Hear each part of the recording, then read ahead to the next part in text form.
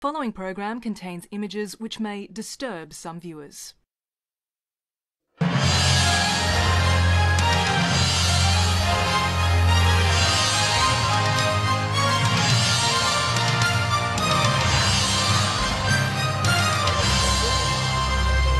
Hello, Mr. Prime Minister. It's ABC Australia. I'm wondering if you can explain the hundreds of millions of dollars in your account. Mr. Prime Minister. No. What are you trying to do? No, it's just a press conference. No. Stay away. That was 2 weeks ago in Malaysia. Our reporter Linton Besser and cameraman Louis Eroglu were arrested for challenging Malaysia's Prime Minister about the vast sums of money channelled into his private bank accounts. Their arrest made headlines around the world. For 2 days, our team was barred from leaving the country, facing charges for a crime carrying 2 years in prison. Tonight, we bring you their story, a multi-billion-dollar corruption scandal, murders and intrigue across 4 continents, including Australia. Linton Besser's investigation begins on the streets of Kuala Lumpur, with one man's attempt to bring the Prime Minister to justice.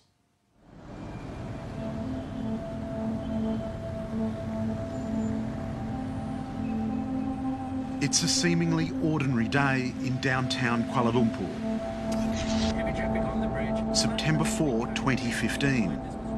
One of the city's most senior public prosecutors leaves home and begins his journey to work. He's been deeply worried about his current case.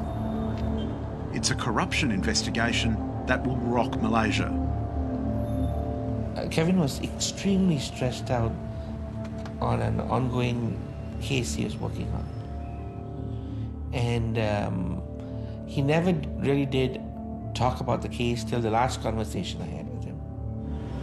And it's when he said, hey, I can't talk much, he said, because my phone might be bugged.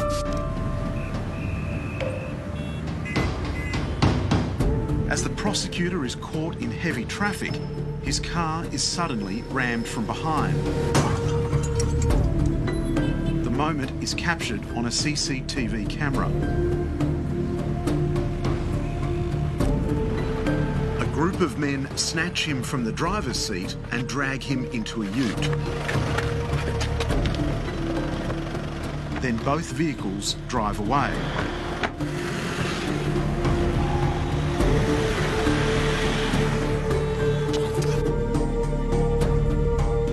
Days later, prosecutor Kevin Marias is found brutally murdered in a swamp on the outskirts of KL.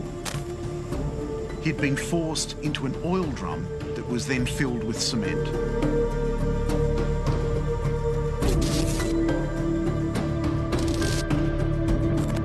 To have a prominent public legal figure snatched from the streets and brutally murdered in such a way, it's perhaps a demonstration of what Malaysia is really like. It's bizarre and terrifying what happened to Kevin. I'm 101% confident that my brother was killed. It was an orchestrated attack to silence him. What's your feeling about who was behind your brother's death? It was high-level government authorities, extremely high level. The target of Kevin Marias' investigation was the Malaysian Prime Minister, Najib Razak. The prosecutor's case had the potential to expose the Prime Minister as a criminal and remove him from office. So I called Kevin, and that's when he told me he's working on a high-profile case. And I said, really? He said, these people are terrible. So... Who was he referring to? He was just referring to Najib. Just prior to his murder, the prosecutor had helped prepare charge sheets against Prime Minister Najib Razak. The documents alleged the Prime Minister corruptly obtained a bribe totalling 27 million ringgit, the equivalent of 11 million Australian dollars, in return for organising a loan for a government-linked company, a penalty that could result in up to 20 years in prison. When you were following the money trail, how important was that document? Well, this charge sheet was the smoking gun. The charge sheets were sent anonymously to Claire Rucastle-Brown in London. She's an investigative journalist and the sister-in-law of former British Prime Minister Gordon Brown. The Najib administration went wild when I published that document because they knew how dangerous it was. They were trying to shut this down, cover it up. The Malaysian government has charged 7 men over Kevin Marias's murder, including a military doctor he was prosecuting for corruption. But Charles Marias and others are convinced the charges are a cover-up. I believe they were involved in the killing, those people, but I'm confident the order to kill came from way higher. Why was your brother Kevin Marias killed? He was killed because he was investigating and he drew up the charge sheet, and that's why he was killed. Four Corners has come to Malaysia to investigate this murder and a political scandal engulfing the Prime Minister, Najib Razak. Four Corners has been told that Kevin Marias's boss, the Malaysian Attorney General, planned to lay a criminal charge against Prime Minister Najib Razak at a cabinet meeting in July last year. The Prime Minister was going to be accused of the misappropriation of public funds. The Attorney General briefed senior officials, including the Deputy Prime Minister, who would have had to step into the top job. But the plan was leaked, and both the Attorney General and the Deputy Prime Minister were removed from office.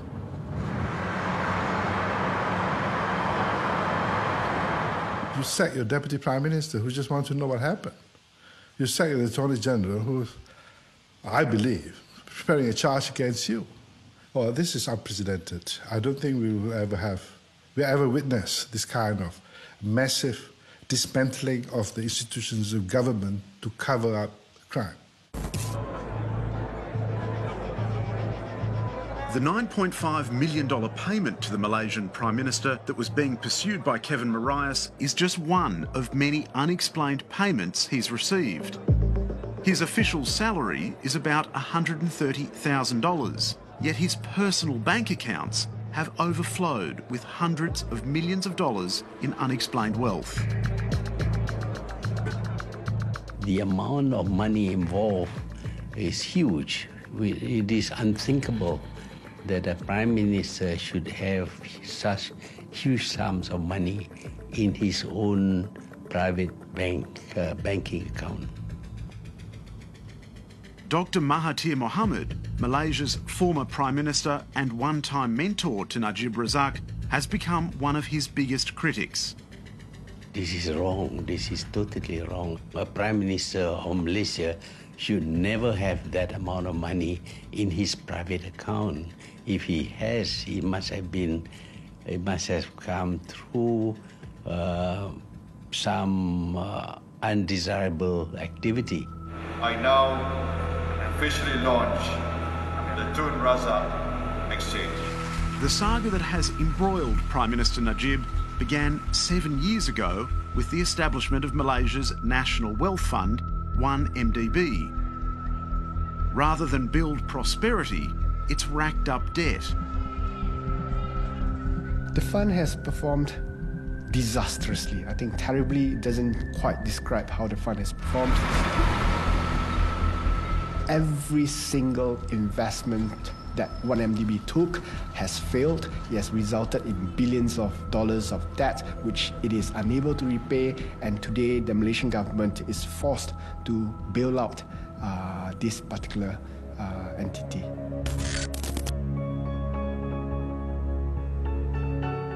The 1MDB Advisory Board is chaired by Prime Minister Najib Razak. In 2009, 1MDB set up a joint venture with a company called Petro Saudi. The deal was brokered by a high-flying Malaysian playboy businessman called Jolo, a friend of Paris Hilton and Prime Minister Najib. Photographed together on a luxury yacht in the Mediterranean were Jho and the Prime Minister. Joining them were two key Petro-Saudi executives. Well, that photograph was taken in August 2009, mid-August, off Monaco. And what it does is it shows the key players at the time that they met and agreed to do this deal. So you see who's involved. You've got Jho, you've got Tariq Abeid of Petro-Saudi, you've got his partner at Petro-Saudi, Prince Turki, you've got Najib there. And what emerges from that a few days later is an email between Tariq and Jho saying, following our meeting and our discussions, I'm going to introduce you to my company and my fellow directors, and we're going to go ahead with this deal. It was effectively a scam, wasn't it? The deal was, in essence, a transaction to enable 1MDB to siphon out at least, if not more, $1 billion of cash to parties outside of the deal for expenses that we are unaware of. Exactly where that money went is unclear. It's now the subject of at least 4 investigations across the world, probing the billions of dollars that have flowed out of 1MDB. Last year, journalist Claire Rucastle-Brown revealed $680 million had been paid into Prime Minister Najib Razak's personal accounts. Well, for the first time, there was evidence, there was proof. I mean, you talk to anyone in Malaysia and they'll all say, oh, the corruption, it's unbelievable, money politics, billions being stolen, you know, but there was never any proof. And once we had obtained that, it was electrifying. The effect was huge.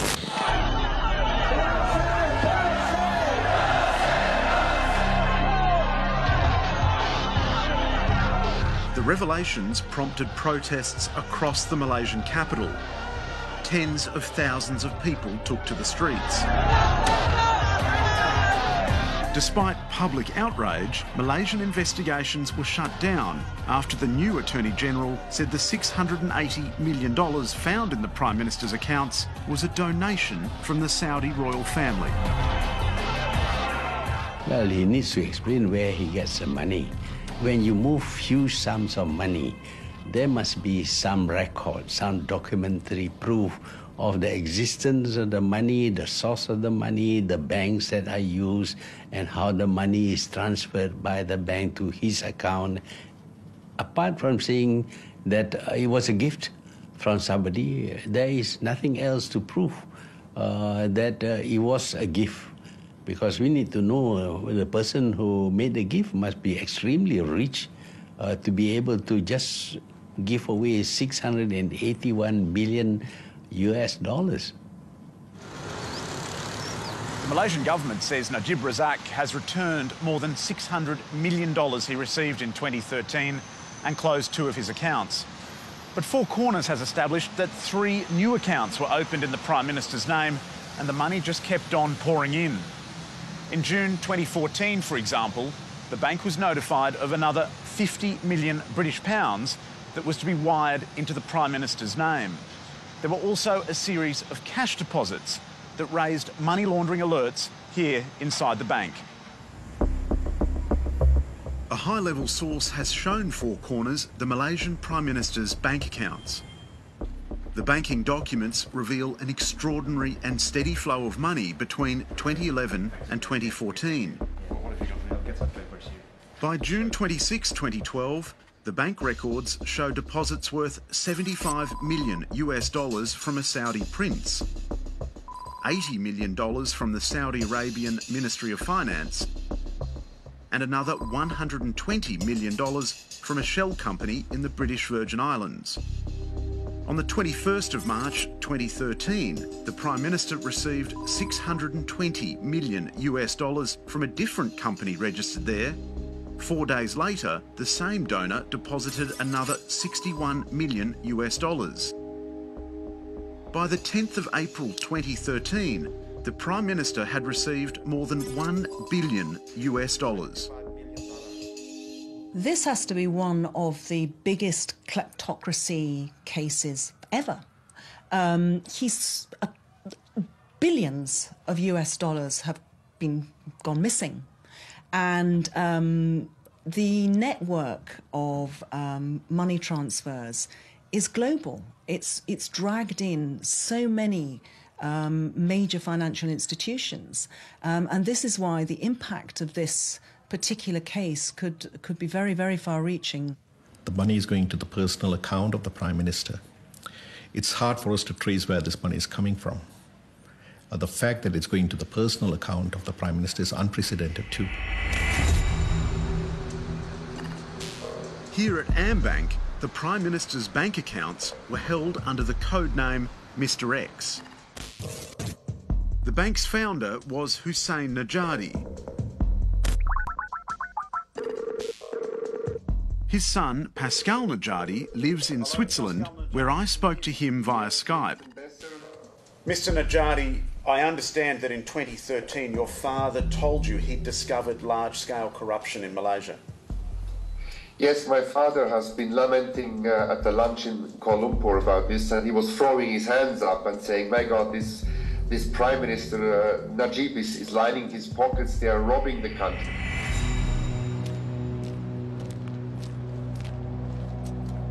Just 5 days after their conversation, Hussein Nejati was gunned down in the car park of a Chinese temple in downtown Kuala Lumpur. For us it was clear this was not a random shooting or random murder. This must have been that there were high powers at hand that have been able to execute such a public place execution midday Kuala Lumpur downtown. Your father left AmBank in the 1980s. Why are you so convinced that he had become aware of the Prime Minister's accounts? My father was one of the old boys of that country. He has helped to build Malaysia, helped to modernize Malaysia, and he was still in touch with personalities, talking about the old times, talking about the old days, nothing business in particular, just staying in touch with the folks. Where we got much more clarity, Linton, was when we took an audio a witness on audio recording who confessed or who was revealed to us that my father, according to this witness, went with him to the central bank governor's office to complain about certain observations.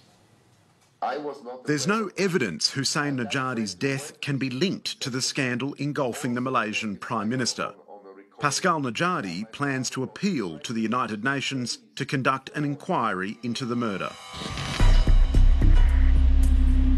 Malaysia's banking regulator was told at least 3 times about the enormous deposits into Prime Minister Najib Razak's personal accounts. Four Corners has learned that senior AmBank officials came here to the Malaysian Central Bank governor to warn her about Najib Razak's personal accounts way back in September 2012. Their report was marked highly sensitive, and it revealed that almost $300 million had already flowed to Najib Razak from several mysterious donors overseas. Yet the central bank governor, Zeti Aziz, merely thanked them for their report and handed it back.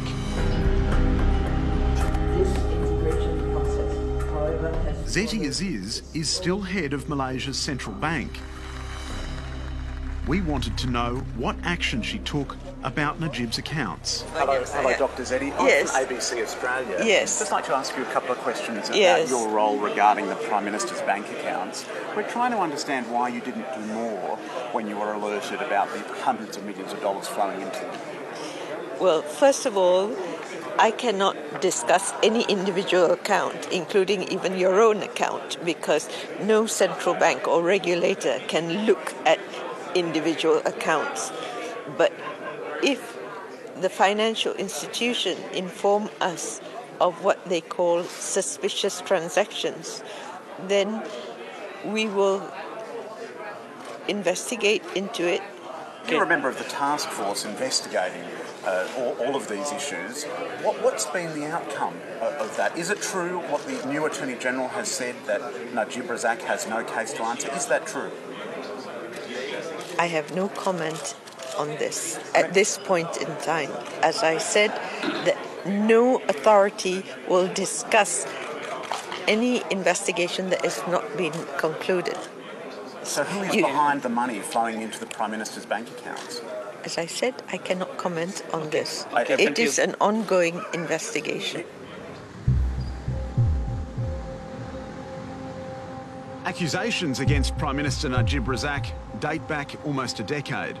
The first scandal was in 2002, when Najib Razak was Defence Minister overseeing a $1 billion submarine deal between Malaysia and France. It embroiled some of Najib's closest confidants in allegations of kickbacks, cover-ups and another murder. French authorities have indicted the former head of French arms firm Thales. They acted after an investigation by Malaysian anti-corruption campaigner Cynthia Gabriel into a $108 million commission paid to a Malaysian company. It wasn't just this payment that was of question. It was a couple of other payments as well that were made that seemed murky and seemed very shady, that did not have very clear reasons for why the payments were made. The middleman in the submarines deal was a senior advisor and friend to the Prime Minister. His name is Razak Baginda. We don't know who he is, apart from him being a close associate and friend of Najib. So until today, we are not certain if he was actually on a formal contract with the Defence Ministry or whether he was just negotiating a very large multi-million-dollar contract only because he was the friend of Najib Razak. The allegation is that kickbacks were given to the middlemen who negotiated the deal in France. That is the allegation. That allegation now has to be investigated properly. What thrust the corruption scandal into the global spotlight was another murder. This time, the victim was a 28-year-old model from Mongolia named Altan Tuya Sharabu. She worked as a translator. It's also been alleged she was having an affair with Najib, something he's always denied. But his advisor, Razak Baginda, was sleeping with her. He did admit that they were having a romantic relationship for a while. And then the events that led to her death suggested that he was trying to get rid of her. The model, Altan Tuya, wanted a cut of the money from the submarine deal. Interestingly, her father had said that Altan Tuya had left a note to say that she was coming to Malaysia to pick up her share of the commission, which amounted to about $100,000.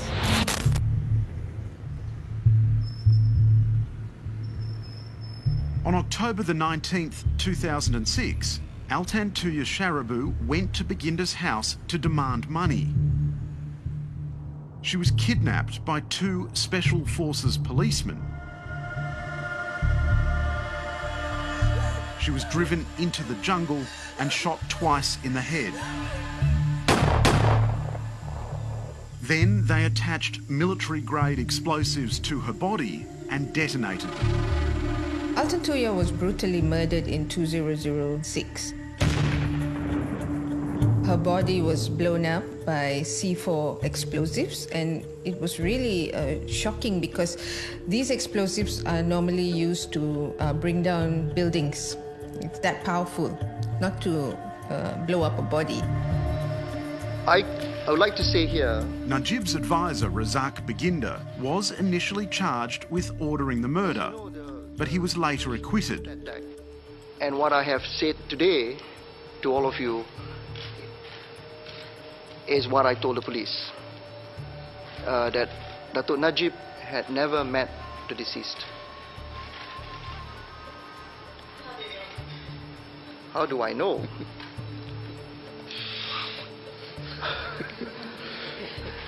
It's like asking me, I know. Okay, I know. Najib himself has always denied any involvement with the murder. Really, there's no shred of evidence at all been presented. Nothing in court, nothing has been said. And in fact, the Mongolian Honorary Council has come out openly to say, look, he examined all the documents and there was nothing to connect me with a Mongolian girl whatsoever. So you didn't know her? No, absolutely not. Translation work for nothing, absolutely nothing. I have not met her at all. I do not know her at all. And how can I be linked with her? The allegations have dogged Prime Minister Najib since a private investigator, Bala Subramaniam, swore a statutory declaration implicating the PM's advisor, Baginda, in the model's murder. She said she know Najib and Raza Baginda met them in Paris. She was the mediator. Bala was a key witness because he had been part of the whole drama of those last few days of Altantuya's life. But Bala was there on that final night, during that final drama, when a car drove up with two thugs and pulled Altantuya off the street and drove away with her, the last time she was seen alive. And so his testimony was crucial. Yeah, I know. It's Najib's brother. But the PI recanted his statement and claimed in court documents he was forced by people close to the Prime Minister to leave the country. He offered me 5 million for me to retract the SD. The Malian asked me whether you are married. I said yes. Do you love your family? I said yes. Now, to emphasise their desire of getting Bala out of the country, they actually took him to a shopping centre on the outskirts of KL as well. And they met somebody that Bala recognised, and it was the Prime Minister's younger brother, Nazim. And Nazim Razak said to Bala, now look, if you love your family and if you're concerned about their safety, then I suggest that you follow exactly what tells you to do. So a combination of inducement, financial inducement, and threats to the safety of his family made him think that it was probably a good idea to leave. This scandal has led all the way to Australia. One of the model's killers has been locked up here at Villawood Detention Centre in Sydney's West. Cyril Azhar Umar was convicted over Altantuya's murder and sentenced to death. But during an appeal over the case, he fled Malaysia and sought a protection visa to stay in Australia. Cyril told his friends and family he was just a pawn in a political conspiracy. There seems to be no reason why he should have killed that lady. The allegation is that he must have got instruction from someone senior. He knows a lot as to why this girl was murdered. He has not told us why the girl was murdered and who he was acting for. Adalah dosa besar kepada saya. Out of the blue, after months in custody, Cyril released a series of bizarre videos that announced Prime Minister Najib Razak had nothing to do with the model's murder. Yang Amat Berhormat Perdana Menteri Malaysia, Datuk Seri Najib Abdul Razak, langsung tidak ada terlibat dan tidak ada kaitan di dalam kes. The sole purpose of the videos appears to be to use Cyril to exonerate the Prime Minister. I mean, he doesn't seem to be sitting there doing a video to exonerate himself or to forward his own case. He's doing it to help the Prime Minister.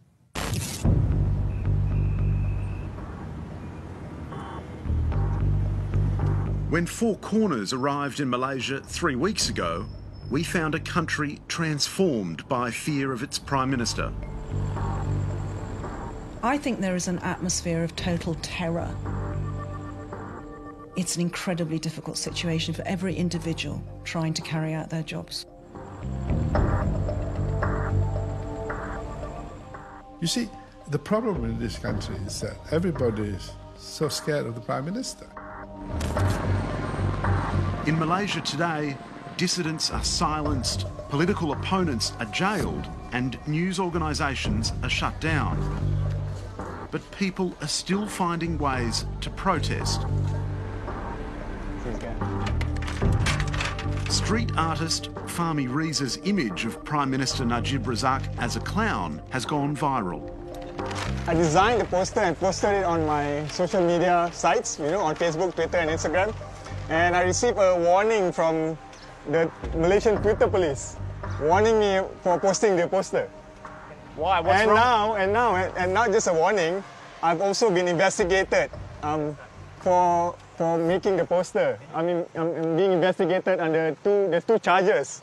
One is under the Communications Act, another one under the Penal Code for this poster alone. Why? Why are they cracking down on it? Someone wasn't happy with the image and made a police report against me. Authorities are on the lookout for anti-government critics everywhere. Within hours, Fahmi Riza's new poster had been torn down after a visit by police. What's happened? Yeah, 8 hours later, something like that, Don't know exactly when. But when I talked to the car attendant here at the parking lot, they said the police came here at around 8 p.m. last night, asking him so many questions about the poster, who did it, This is just one more way for them to silence dissent in this country. I think you leave this place. Okay. Because why? Yeah. Why should we leave? Because he put the stick as a poster. Yes. Yeah, yes. It's against the law. It's against the law to put up a poster. Yeah. My Prime Minister, this country's Prime Minister's photo. Yes. That is very bad. But why can't we, as citizens, just express ourselves? I call the police now. You can talk to them. Why do you want to call the police? Because he did something wrong. This is our Malaysian law. Right. Yeah, we cannot say bad things about our Prime Minister. There's no law that says we cannot say bad things about the Prime Minister. Okay, I'll go and call the police. So you're going to call the police on me? Yeah. For others, the consequences of dissent are far more serious. Khairuddin Hassan is a former senior politician from Prime Minister Najib's own party. Last year, he went to the UK, Switzerland, Singapore and Hong Kong to lodge police complaints about the huge sums of money pouring into the PM's accounts.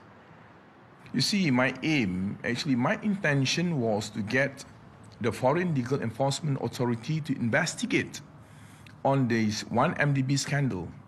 I didn't make any wild accusation or whatsoever. I flew abroad because I want to put it to the rules of law. Khairuddin Hassan was jailed for 2 months on terrorism charges. He was accused of sabotaging the Malaysian economy. Well, they accused that I was trying to sabotage the economy of Malaysia. Why I am arrested, detained, and charged under Terrorism Act. That is ridiculous. I was arrested and charged under that Terrorism Act, and my lawyer, for the first time in history, he is arrested alongside with me. A lawyer who is providing legal services to his client. It didn't take long for our questions to start upsetting people.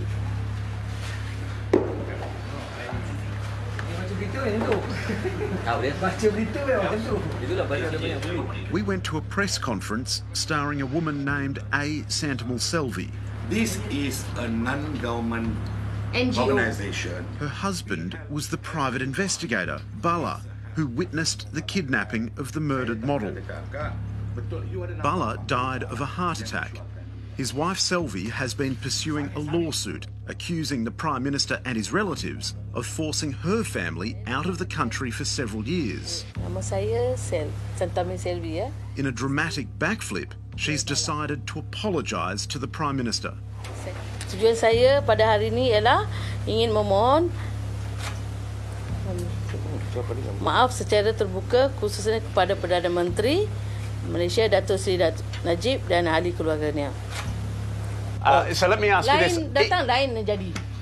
Mrs. Selvey, it's just so strange. Suddenly you apologise. You can see why it's confusing. Sorry, I'm asking Mrs. Selvey. The press conference was exposed as a sham when, within minutes, Selvey withdrew her apology and revealed she'd been paid. So you're not apologising to Najib? No. The Balas SD is the right. It's true. Okay. Why, Mrs. Selvey, suddenly you're changing your position so radically? Someone has come to the table with funds to help you in your difficult financial position, and you've taken a difficult decision, and one that perhaps is understandable, to change your story because the political pressure was just too great. Is that right? No, she never changed any story here. Well, she's changed the story twice already this morning. You see, one story she changed. Well, first, the statement says she apologised to Najib, but she just said clearly, no, she's not apologising to Najib. Which is it? Saya tak nak buka cerita-cerita lain, okay? Sorry. You won't answer any more questions, Mrs. Selvey? Sorry, no more questions. What was the total financial offer? I come here for my children's education, that's all. 20,000. Only 20,000 ringgit. I need only 20,000. 20,000 the ringgit. cannot give me the 20,000, so I come to this office for my children's education, that's all. Take my bag. Do you think you feel... Can you please stop asking questions? No more questions, please.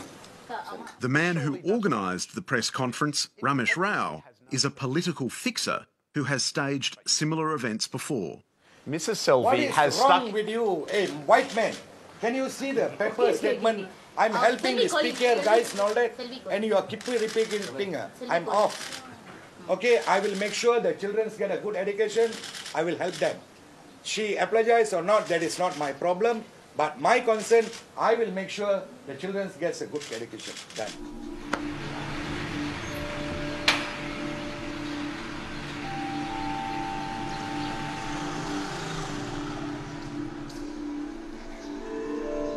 The event seemed to have been prompted by the realisation that Four Corners was asking questions, and there were special branch agents scattered around the building. Are you Malaysian Special Branch? Why is Malaysian intelligence here at this press conference? Can you answer some questions, sir? It's the sort of farce that people have got used to in Malaysia. These extraordinary staged events, people retracting their evidence and clearly being paid and intimidated to do it. A few hours later, we heard that Prime Minister Najib Razak had put out a press call and we jumped on a plane. The PM had invited the media to a rare public appearance on the island of Sarawak, where he was giving an evening campaign speech.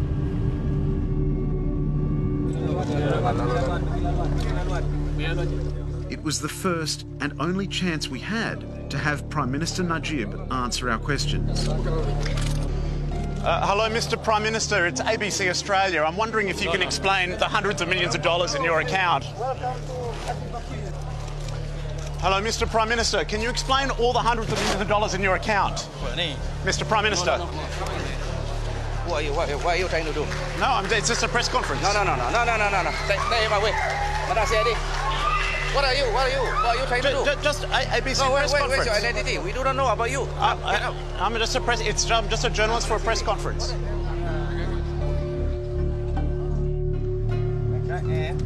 Okay. It's very sensitive here. We've just been questioned by the police and Malaysian intelligence.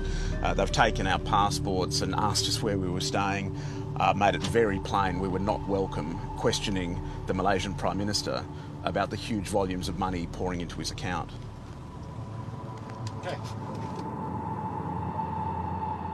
Soon after, our van was pulled over. Cameraman Louis Iroglu and I were arrested and taken to the local police station. Here we are, and our lawyers just arrived, Albert Tang. I'm here, I've been placed under arrest at a police station in Sarawak. We're waiting for some legal advice, but at the moment it sounds like they're intending to charge us with obstructing a civil servant in the exercise of their duty just for throwing a question to the Malaysian Prime Minister Najib Razak. Our passports were taken again and we were detained for 6 hours.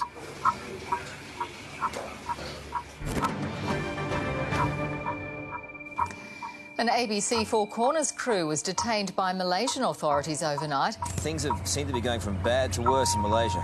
Well, these are matters that we are raising with the Malaysian authorities. The Four Corners team has been arrested in Malaysia. We are deeply concerned about this. We are providing consular support to the ABC crew, and we're certainly raising the issue at the appropriate level within the Malaysian government. Louis and I were banned from leaving Malaysia and warned we could face 2 years in jail. Late on the Monday night, we got bad news. If your client do not plead guilty, then the matter will go to trial, and in which case the Senior Federal Counsel may ask the court for the passports of Linton and Louis to be retained by the court. Of course, we were to face court the next day to hear criminal charges read against us.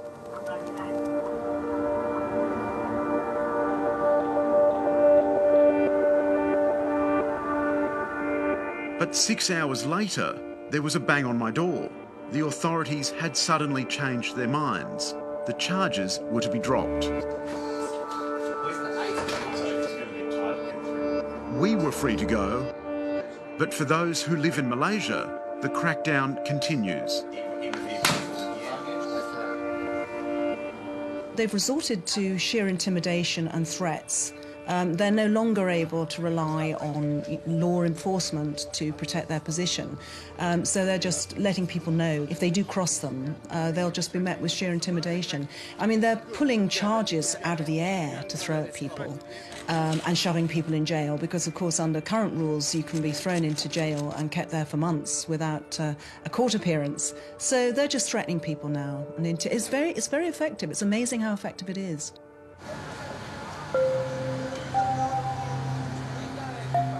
Millions of ordinary Malaysians are watching the unfolding drama with wary resignation. How long Prime Minister Najib Razak can hold on to power is anyone's guess. He has to go because his policies are doing a great deal of harm to the country. He has undermined all the institutions of government created to make sure that the country is well run. So all the institutions that guard public interest are not functioning anymore. So that gives him almost absolute power. In any other country, a Prime Minister linked to so many allegations of corruption would have been impeached by now. What is it going to take in Malaysia? I think that Malaysia is waiting for foreign action. I think they feel disempowered, helpless. I think after years and years of increasing dictatorial control, they no longer feel they have a democracy. There is an atmosphere of total fear amongst the people who should be taking action to see law and order enforced against Najib.